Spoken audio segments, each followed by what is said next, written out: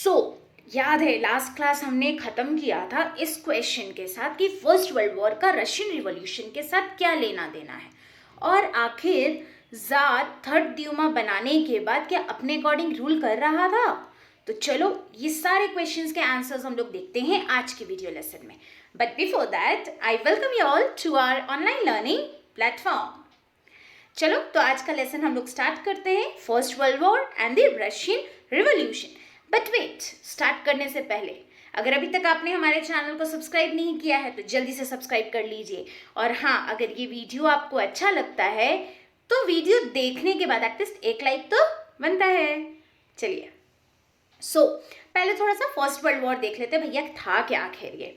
तो देखो, first world war इसलिए कहते हैं क्योंकि ये दुनिया की पहली लड़ाई थी जिसमें लगभग दुनिया के जितने भी बड़े बड़े देश थे, जो बड़े बड़े पावर्स थे, वो सारे पार्टिसिपेट किए थे दो टीम में बट के।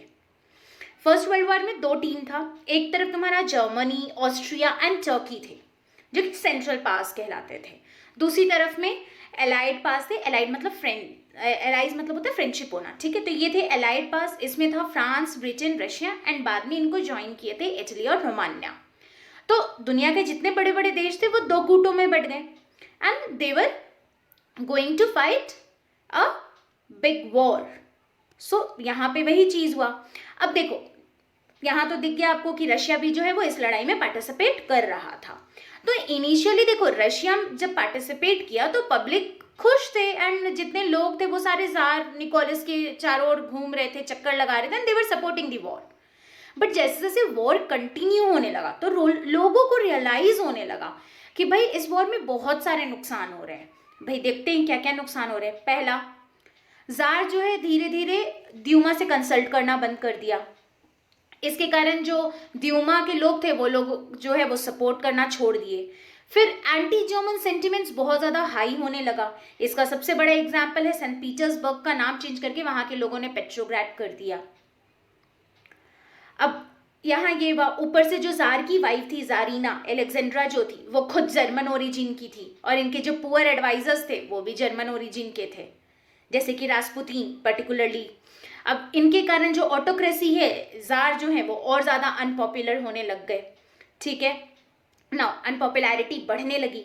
अब फर्स्ट वर्ल्ड वॉर में भी डिफरेंसेस देखने को मिल रहा था, जैसे कि इधर देखो, जो वेस्टर्न फ्रंट से लड़ रहे थे वो क्या कर रहे थे ना, फ्रांस के रास्ते में छोटे छोटे ट्रेंचेस बने हुए थे। ट्रेंचेस मतलब हो गया अंडरग्राउंड रास्ता बना हुआ था, ठीक है, एंड टनल्स बने हुए थे, वो वहां से आ रहे थे। तो वहां पर क्या हो रहा था, सब छुप छुप के आके अटैक कर रहे हैं, तो नुकसान वहां के टीम को नहीं पहुंच रहा था।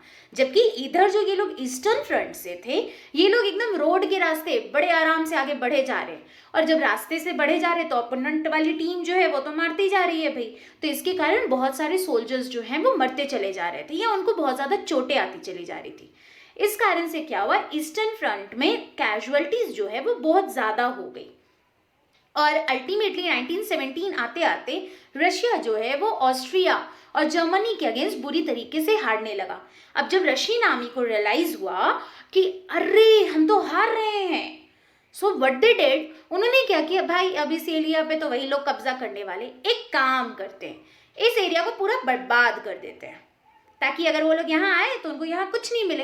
तो ये बेवकूफ़ जो रशियन आर्मी थी, बेवकूफ़ क्या कहोगे, मतलब इनको लग रहा था भैया हम डूबे तो सनम तुमको भी ले डूबेंगे, वो वाला कॉन्सेप्ट था इनका।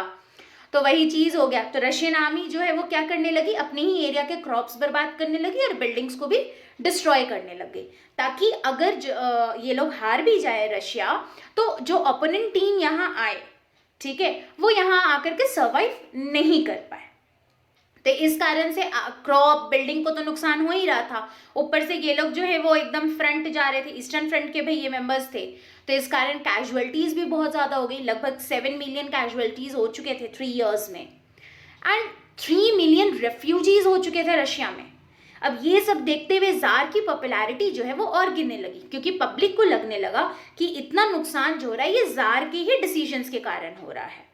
अब सोल्जर भी अपना जान कितना गंवाएंगे यार, अपने सामने 7 लोगों को मरते देख चुके हैं, तो भाई 7 मिलियन कैजुअलिटीज देख चुके हैं। अब वो अपने सामने जब 7 मिलियन कैजुअलिटीज देख चुके हैं तो मन करेगा लड़ाई लड़ने का। तो soldier didn't wish to fight such a war, they don't wanted to participate in such kind of war.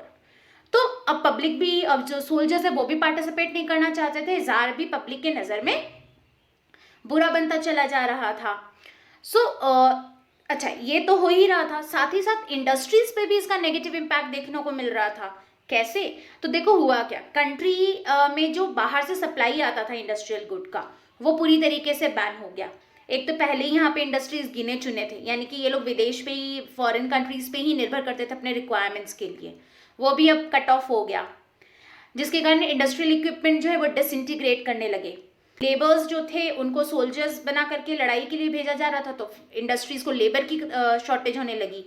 और फिर जो फूड भी प्रोड्यूस हो रहा था वो सोल्जर्स के लिए भेज दिया जाता था, तो पब्लिक के लिए फूड नहीं, वर्कर्स के लिए फूड नहीं, तो फूड शॉर्टेज होने लगा। इसी बीच रेलवे लाइन को भी ब्रेक डाउन कर दिया गया ताकि और सप्लाई पूरी तरीके से बंद हो जाए। तो इस तरीके से इंडस्ट्रीज पे भी जो इम्पैक्ट पड़ रहा था वो नेगेटिव पड़ रहा था, और इन सब के कारण पब्लिक जो है वो भड़क गई किसके अगेंस्ट? जार के अगेंस्ट। अब वो जार को एकदम देखना भी नहीं चाह रही थी। जार को तो पहले उन्होंने अपॉर्चुनिटी दिया कि भले चलो तुम ये द्यूमा के अकॉर्डिंग काम कर लेना, द्यूमा से अपना पावर कंट्रोल करवा लेना। बट अब इतना सब कुछ देखने के बाद जो पब्लिक है वो कंजर्वेटिज्म पे बिलीव छोड़ चुकी थी। Now they wanted a change, और इसी चेंज के अगेंस्ट आवाज़ उठी थी फरवरी महीने में इन सेंट पीटर्सबर्ग, या जिसको अब पेट्रोग्राड कहा जाता था, वहाँ पर पे। और इसी समय को हम कहते हैं फेब्रुअरी रिवॉल्यूशन। अब भाई फेब्रुअरी रिवॉल्यूशन में क्या क्या इवेंट्स हुए, तो अब ये थोड़ा सा जो क्यूरियोसिटी है अपने दिमाग में रखो, इसको सोल्यूशन भी हम लोग देखेंगे अब नेक्स्ट लेसन में। सो आज के लिए बस इतना ही। होपफुली जितना एक्सप्लेन किया है वो अच्छे से क्लियर हो गया है। हाँ, अगर कहीं कोई डाउट है तो आप उसे कहाँ पूछ सकते हो? कमेंट सेक्शन पे। एंड अगर ये वीडियो अच्छा लगा है तो जल्दी से एक लाइक, सब्सक्राइब नहीं किए हो तो जल्दी से एक सब्सक्राइब, और अपडेट के साथ जुड़े रहना है तो जल्दी से bell icon. So that's all for today. Thank you, bye bye, take care.